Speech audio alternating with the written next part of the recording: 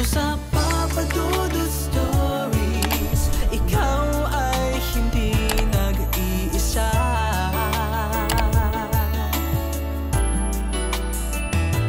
Dito sa Papa Dudut Stories, may nagmamahal sa'yo. Papa Dudut Stories, Papa Dudut Stories. Dear Papa Dudut, sa lahat po ng mga nakatutok ngayon, huwag pong kalimutan mag-like, mag-share at mag-subscribe. Maraming salamat po sa inyong lahat.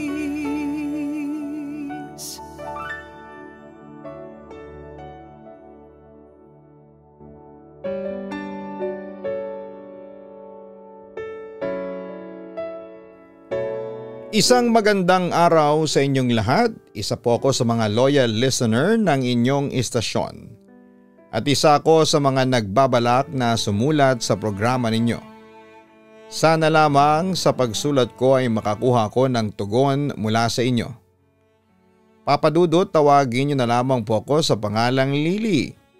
Siya nga pala, kasama sa kwento ko si Tuti, ang lalaking nagpatikim sa akin kung gaano kasarap at kapait ang pag-ibig. Nakilala ko siya noong nag-aaral pa lamang ako. Dahil na rin siguro sa kabig ng dibdib ay agad ko siyang naging boyfriend. At mabilis na ang sumunod na mga nangyari, Papa Dudut. Hanggang sa isang araw ay nabuntis ako ni Tuti. Doon ay tumigil na ako sa pag-aaral at nagsama kami ni Tuti sa isang bahay. Samantala ay naging masaya naman ang pagsasama namin noong una, pero sa pagdaan ng panahon ay napagtanto ko. Nasa pag-ibig ay hindi palaging masaya ang nangyayari sa inyo ng taong minamahal mo. Isang gabi habang hirap na hirap sa pagdadalang tao ko noon, ay nakatanggap ako ng text mula sa isang anonymous number at nagsasabing siya raw ang girlfriend ni Tuti. Siyempre nagpanik ako at pag-uwi ni Tuti mula sa trabaho ay agad ko siyang kinumpronta. Bakit ka na naman naaasar sa akin? Anong ginawa ko sa iyong kasalanan? Teka, pinaglilihiman mo ba ako? Tugon niya sa akin nang pagalitan ko siya. Huwag ka nga magpaka-inosente dyan. Alam mo ang dahilan kung bakit ako ganito? Sagot ko naman sa kanya. Bakit nga ba? Nagtataka niyang wika. Lily, pwede ba diretsahin mo na nga ako? Utos pa niya sa akin. Naiwan mo hindi ba yung cellphone mo? Ayun, may nag-text. Nabasa ko girlfriend mo raw. Paglalahad ko ng aking natuklasan sa kanya. Lily naman, naniwala ka namang kagad dun. Naku, text lang yan, naninira lang yan. Git pa ni Tuti. At sino naman ang maninira sa iyo, aber? Tuti, tapatin mo na nga ako. Ako lang ba talaga ang babae sa buhay mo o marami pa kaming naghahati sa iyo? Hindi ko makuhang maniwala sa pagdideny niya sa mga natuklasan ko, Papa Dudut. Ngunit hindi sumuko noon si Tuti na paniwalaan ako. Lily, maniwala ka sa akin. Ikaw lang ang girlfriend ko. Ikaw lang ang babaeng mahal ko. Wala nang iba. Hindi ba't malapit na tayong ikasal? Isipin mo, mambababae ba ako sa lagay na ito samantalang pakakasalan na nga kita at magkakaanak na tayo? Hindi, Lily. Wala sa isipan ko ang mga liwa sa iyo kasi ikaw lang ang gusto ko mapangasawa. Yung nag-text sa iyo malamang naninira lang yan sa akin kasi walang magawa sila sa buhay nila. Pero Lily, wala talaga akong iba. Textmate, meron ka hindi ba? Hindi agad nakasagot si Tuti sa aking tanong. Meron pero mga kaibigan ko lang yon. Lily, maniwala ka naman sa akin. Giit pa niya. Samantala ay nagbuntong hininga na lamang ako para mabawasan ang inis at pagdudusang nararamdaman ko ng gabing yon. O na, sige na. Naniniwala na ako sa iyo pero huwag kang magagalit sa akin kung patitigilin kita sa pakikipag-textmate. Diyan kasi nagsisimula ang pagtatalo natin. Tingnan mo, may naninira na sa atin. Pakiusap ko sa kanya. Lily naman, yun lang ang libangan ko, tatanggalin ko pa. Pagtutol ni Tuti sa gusto ko. Marami ka na bang pwedeng pagkalibangan ang hindi nalalagay sa alanganin ng relasyon natin? Katwiran ko. Pero Lily, please naman. Huwag mo namang pagselosan yung mga pakikipag-textmate ko sa mga kaibigan ko. Siya naman ang nakiusap sa akin. Tuti, sa pakikipag-textmate nagsisimulang pagtataksil sa kapartner mo. Paliwanag ko naman. Sa puntong yon ay huminga na lamang siya ng malalim bilang pagsuko sa akin. Okay fine, sige. Ititigil ko ng pakikipag-text sa mga kaibigan ko. Huwag na nating pagtalunan pa yon. Sabi na lamang niya sa akin. Papa Dudut, hindi talaga may iwasan noon sa amin ang tampuhan. Pero dahil sa mahal na mahal ko siya ay minabuti ko na lamang na magpasensya kay Tuti. Pero dumating din sa punto na hindi ko talaga maiwasan na magselos. Lalo na kapag nakikita ko si Tuti na may katext ng iba. Papa Dudut, minsan sinabihan ko si Tuti na iwasan na ang pakikipag-textmate. Pero palagi kaming nauuwi lang sa pagtatalo. At dahil sa kagustuhan kong maisalba, ang aming relasyon ay tiniis ko na lamang at pilit na binaliwala ang lahat. Kahit na masakit para sa akin ang ginagawa niya. Umasa na lamang ako noon na hindi aabot si Tuti sa pangangaliwa sa akin. Pero Papa Dudut, nagkamali ako dahil isang araw ay nag-text sa akin si Junior at in-inform niya sa akin na nandoon sa fast food na pinagtatrabahuhan niya si Tuti. May kasama daw itong ibang babae. Nung una ay ayaw kong maniwala. Pero kinalaunan ay nakumbinsi din po ako ni Junior na pumunta sa fast food. Nagmamadali ako noon. Hindi na ako nag-makeup o nag-ayos ng sarili. Umalis ako sa bahay habang nakasuot lamang ng duster. Wala pang kalahating oras ay nakarating kaagad ako sa fast food. At doon ko nga nakumpirma na tama nga ang sinabi sa akin ni Junior. Natanaw ko si Tuti na may kasamang ibang babae. Nagtataksil nga siya sa akin. Kitang-kita ko silang dalawa habang masayang kumakain ng Chicken Joy. At dahil sa ayaw ko namang gumawa ng iskandalo sa loob ng fast food, ay nagpasya na lamang akong tawagan si Tuti sa kanyang cellphone. Hello Lily, napatawag ka. Sagot niya sa kabilang linya. Nasaan ka na? Tanong ko sa kanya. Hindi ako nagpahalata na alam ko na kung nasaan siya at sino ang kasama niya. Nasa trabaho ako. Sagot niya sa akin. Talaga? Nasa trabaho ka? Nagdududa kong response sa kanya. Teka Lily, huwag mong sabihin sa akin na nagsiselos ka na naman dyan. Wala ka bang tiwala sa akin? Wika niya habang nag-aastang faithful sa akin. Sa puntong yon, Papa Dudut, ay hindi na ako nakapagpigil. Talaga bang nasa trabaho ka o nakikipag-meet sa ibang babae? Diretso kong tanong sa kanya. Teka, anong ibig mong sabihin? Naguguluhan niyang wika sa akin. Akala ko ba ako lang ang babae sa buhay mo? Akala ko ba mahal mo ako? Pagpapatuloy ko habang gusto ko nang umiyak ng sandaling yon. Lily, mahal na mahal kita. Ilang beses ko bang dapat sabihin sa iyo yan para maniwala ka lang sa akin? Sabi pa niya.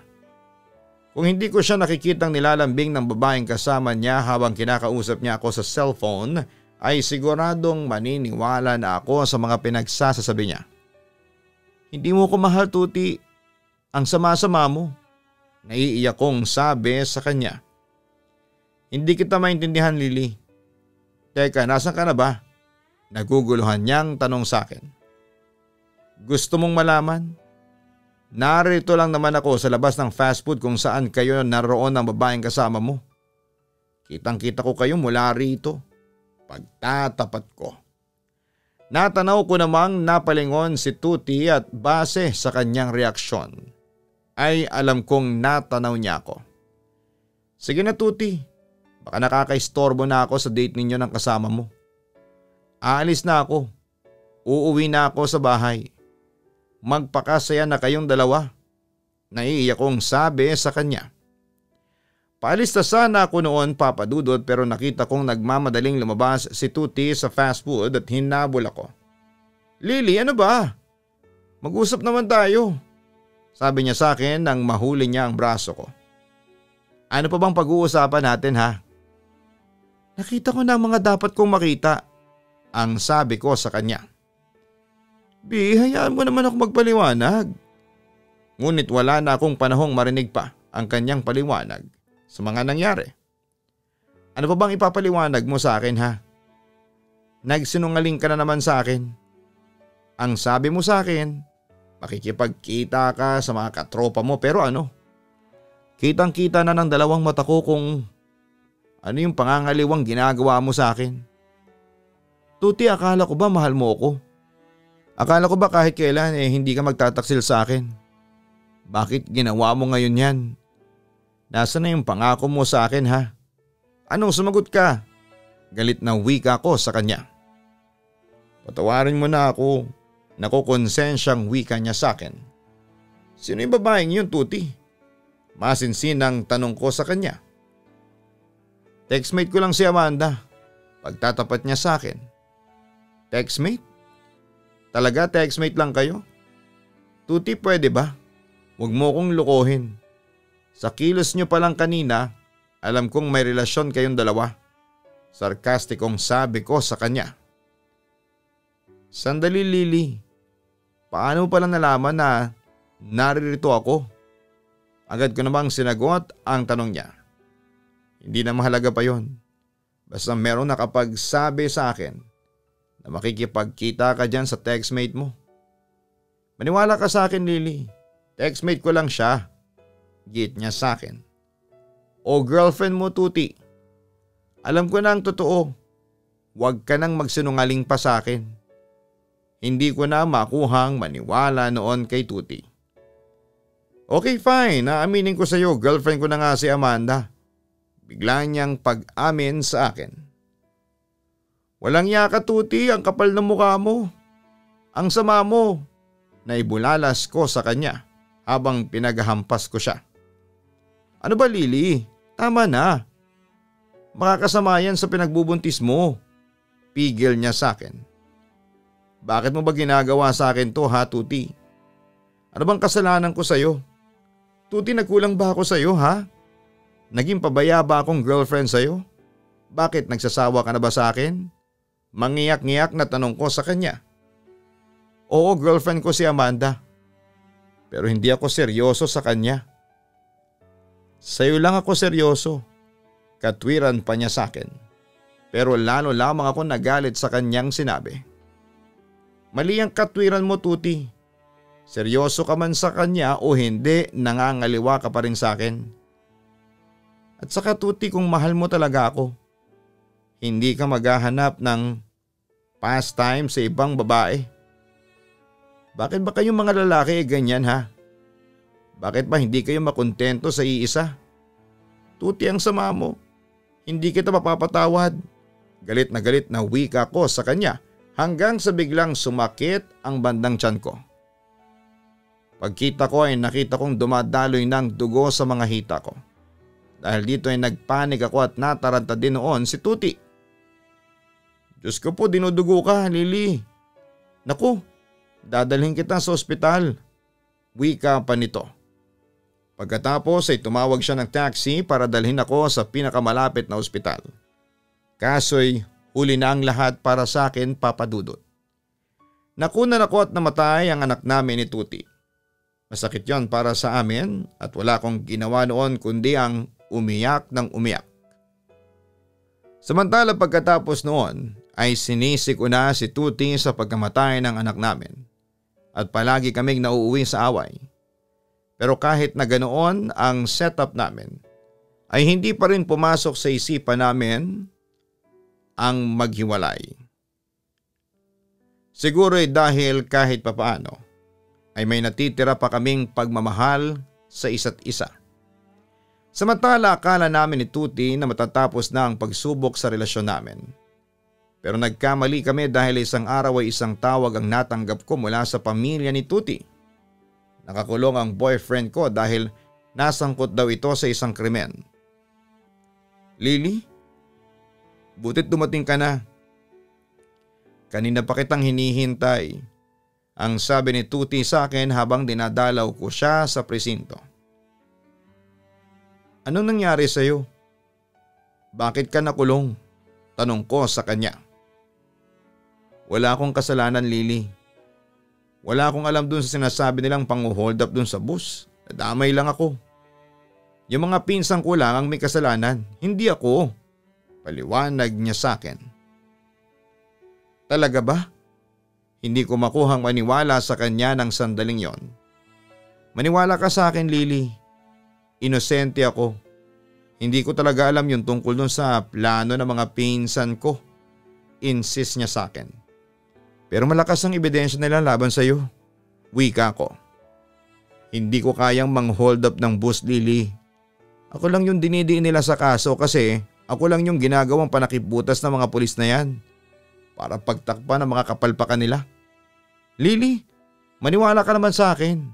Sumpa man, totoo ang sinasabi ko.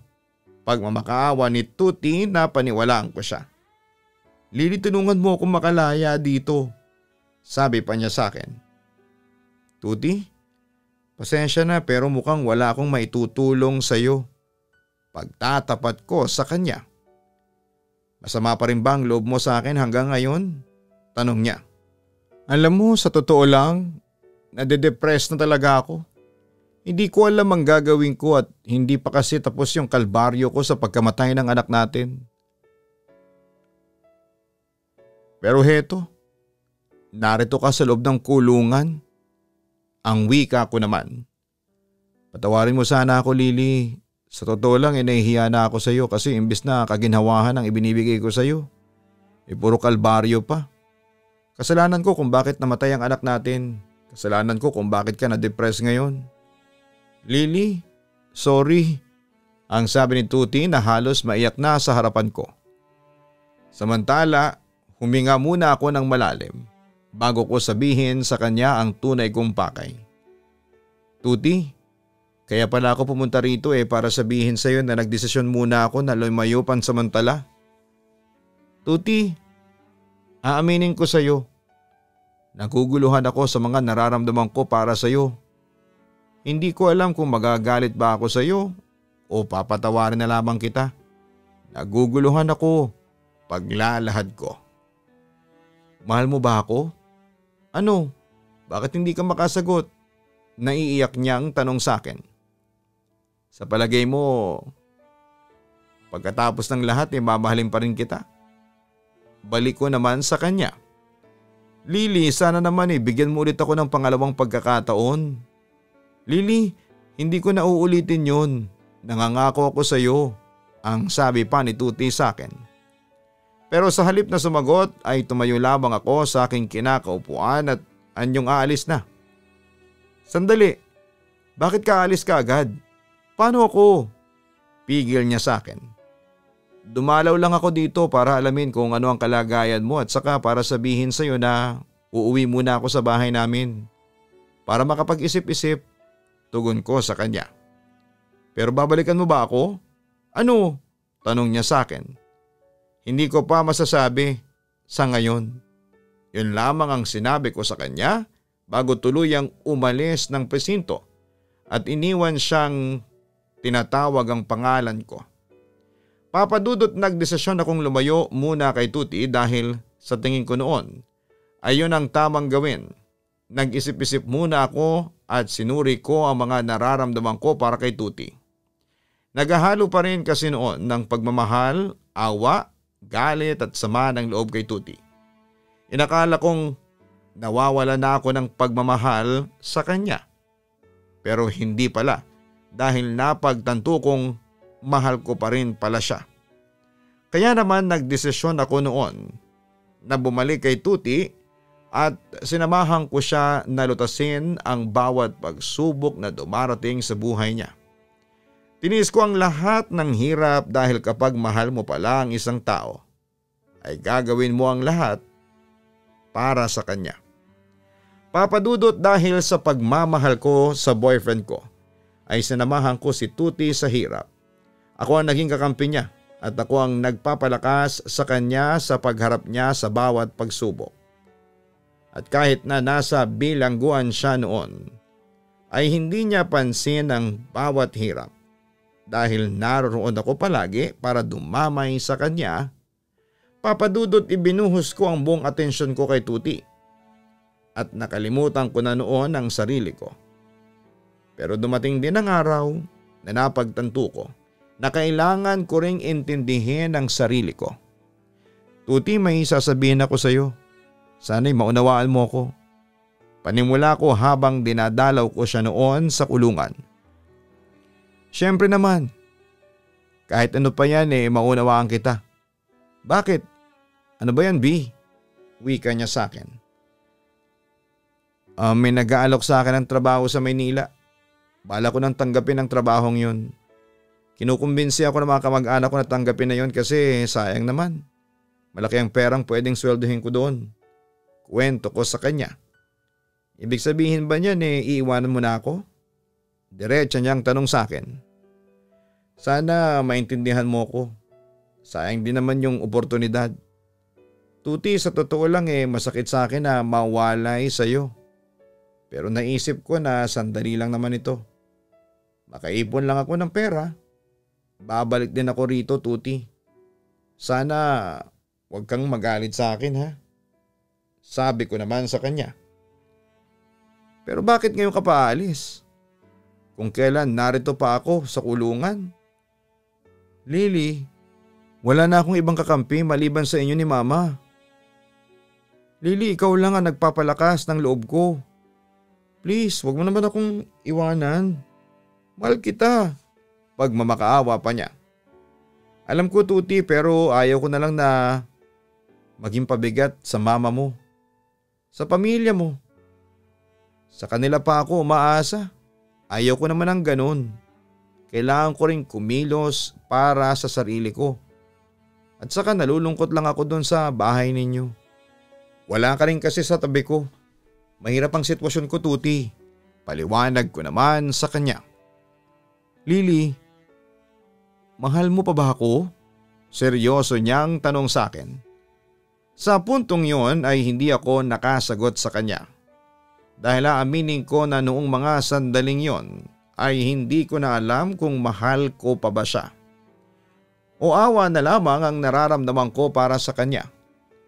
Lily, hindi ko alam kung ano nang gagawin ko kapag wala ka. Sabi na lamang niya sa akin noong hindi na siya sumasagot sa aking katanungan. Kaya mo yan, Tuti. Kahit na wala ako, lakasan mo lang ang loob mo. Pagsubok lang yan sa'yo, sabi ko na lamang sa kanya. Natatakot ako. Paano na lang kapag dumating ka na ng Maynila? Baka makalimutan mo na ako. Pangamba pa ni Tuti. Hindi kita makakalimutan, Tuti. Yun na lamang ang huli kong sinabi sa kanya na hindi ko alam kung matutupad ko pa ba yun o hindi. Samantala, papadudot, nagtrabaho ako sa Maynila pero hindi para sa sarili ko kundi para sa kinabukasan namin ni Tuti kung sakaling ma-realize ko na mahal ko pa rin siya. Pero sadyang mapaglaro talaga ang tadhana, papadudot, dahil sinubok niya ang katatagan ko. Nakilala ko si Noli at masasabi kong mas nakalalamang siya kay Tuti. Sa madaling salita, nagmahalan kami ni Noli at nakalimutan ko na si Tuti at hindi ko na siya binalikan pa. Samantala, 2 taon na kami ni Noli bago dumating sa akin ang isang hindi inaasahang balita tungkol kay Tuti. Nakalaya na siya at handa na niya akong balikan. Lily, akala ko hindi na tayo magkikita pa. 4 na taon kang hindi nagparamdam sa akin. Akala ko ba hindi mo ako iiwan? Akala ko ba hindi mo ako kakalimutan? Bakit hindi ka nagparamdam sa akin ng 4 na taon? Sunod-sunod na tanong niya sa akin noon. Patawarin mo ako, Tuti. Tanging sagot ko sa kanya. Teka, ano bang nangyari sa inyo dito sa Maynila ha? Seryoso niyang wika sa akin. Pwede ko bang malaman ha? Kasi 4 na taon akong nangungulila sa iyo. Hindi ko alam kung ano nang nangyari sa iyo.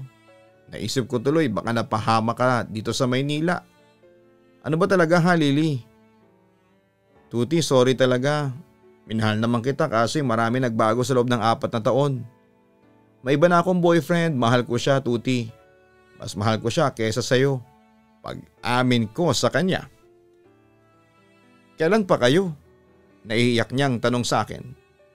2 taon na kami ni Nolly. Naging ka-textmate ko siya dati pero hindi ko akalain na mauuwi kami sa ganun. Tuti, buong akala ko ikaw lang ang mahal ko pero nagkamali ako kasi biglang tinibok ng dibdib ko si Nolly. Sa kanya ko nakita ang lahat-lahat ng hinahanap ko sa isang lalaki. At saka sa kanya ko rin nahanap ang pagmamahal na hinahanap ko sa iyo na hindi ko maramdaman. Pagtatapat ko. Ibig sabihin pala nakukulangan ka pala sa pagmamahal na ibinibigay ko sa iyo. Hindi matanggap ni Tuti ang mga sinabi ko. Oo, Tuti. Si Nolly ang nagbigay sa akin ng mga pagkukulang mo. Tuti, sa totoo lang hindi ko nararamdaman sa iyo na pinapalagahan mo ko. Puro ako na lang kasi ang nagpapakita ng pagpapahalaga sa relasyon natin noon. Alam mo ba, pakiramdam ko. Pinanagutan mo lang ako kasi natatakot ka sa pinsan kong pulis. Lily, minahal kita. Giit niya sa akin. Huli ko na lang naramdaman na minahal mo ko. Noong time na nabilanggo ka. Pero noong hindi ka pa nakukulong, binaliwala mo lang ako noon. Pagtatapat ko sa kanya. Ayaw ko talagang saktan ka, Tuti, kaso anong magagawa ko? Alangan namang ipilit ko pa ang sarili ko sa iyo. Tuti, kahit na anong gawin ko hindi na kita kayang mahalin. Pasensya na pero si Nolly na ang mahal ko. Lily, hindi ko matatanggap. Ang hirap tanggapin. Hindi ko kaya. Sa puntong yon ay napahagulhol na si Tuti. Tuti, palayain mo na ako. Kung mahal mo talaga ako, irerespeto mo ang desisyon ko. Kung mahal mo talaga ako, magiging masaya ka para sa akin. Yun na lamang ang huli kong sinabi sa kanya sa pag-aakalang titigilan na niya ako. Pero nagkamali ako, Papa Dudut. Dahil hindi pa rin ako tinigilan ni Tuti noon. Na mga panahong ding yon ay biglang nagkaroon ulit ng kaunting puwang siya sa puso ko. Pero nagdesisyon pa rin akong piliin si Nolly kesa sa kanya. Papa Dudut, sobrang nasaktan si Tuti noon. Namuntik nang umabot sa panggugulo at pagpapakamatay. Pero wala na akong magawa noon dahil buo na ang desisyon ko. Samantala ay tumagal pa ng ilang buwan at doon ay napagtanto ko ng si Nolly na talaga ang mahal ko. At lumipas na ang mga nararamdaman ko para kay Tuti. At doon ay napilitan na rin siyang sumuko sa akin at magparaya. Papa Dudut, sa ngayon ay kinalimutan ko na si Tuti at wala na akong balita pa sa kanya. At pinagtuunan ko na lamang ng pansin si Nolly. Mas tumibay pa ang pagmamahalan namin sa isa't isa. Kung may dumating man na pagsubok sa amin ng nobyo ko, ay madali namin itong nalulutas dahil na rin sa nagbibigayan kami at nagtutulungan. Walang iwanan kumbaga. Masaya na kami ng nobyo ko sa ngayon at hangad naming tumagal pa kami. Papa Dudut, hanggang dito na lamang po ang sulat ko at sana ay mabasa niyo po ito. Maraming salamat and more power and God bless sa lahat ng mga nakatutok dyan. Sana ay magpatuloy ang pamamayagpag ng Papa Dudut Stories. Lubos na gumagalang, Lily. Ang istorya po ni Lily ang isa sa mga nagpapatunay na binibigyan tayo ng choices ng tadhana kung paano po natin tatahakin ang ating buhay. Mas pinili po ni Lily si Nolly kahit na kailan lamang niya ito nakilala. Pero hindi natin siya masisisi dahil mas nakita ni Lily kay Noli ang hinahanap niya sa isang lalaki na never niyang nakita kay Tuti. At saka sa true love naman wala naman yan sa haba ng panahon. Nasa pagtibok yan ng inyong puso para sa isang tao. Para naman kay Tuti, sinayang mo si Lily at hindi mo siya pinahalagan noong hindi mo pa siya kailangan. Saka mo lang siya minahal kung kailan nababaong ka na sa mga pagsubok. Hindi ganun ang pag-ibig, mga ka-online. Ang tunay na pag-ibig ay sasamahan mo siya sa hirap man o sa ginhawa.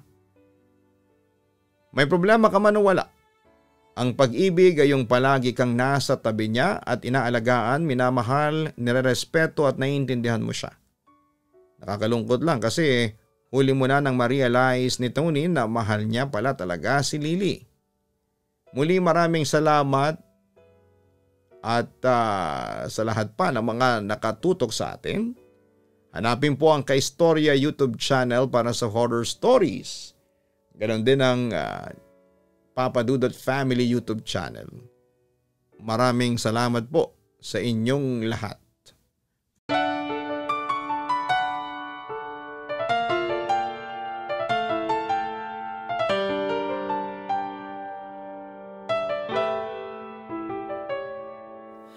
Ang buhay ay mahiwaga, laging may lungkot at saya. Sa Papa Dudut Stories, laging may karamay ka.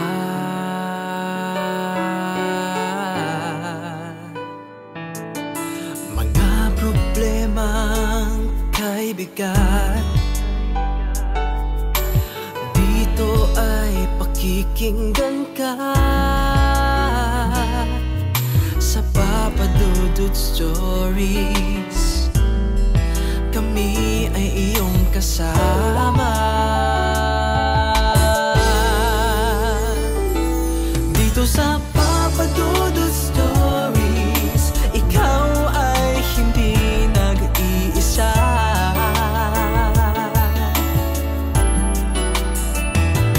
Dito sa Papa Dudut Stories, may nagmamahal sa'yo. Papa Dudut Stories, Papa Dudut Stories,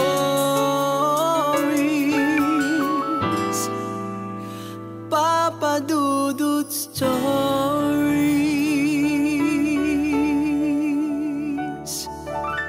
Dito sa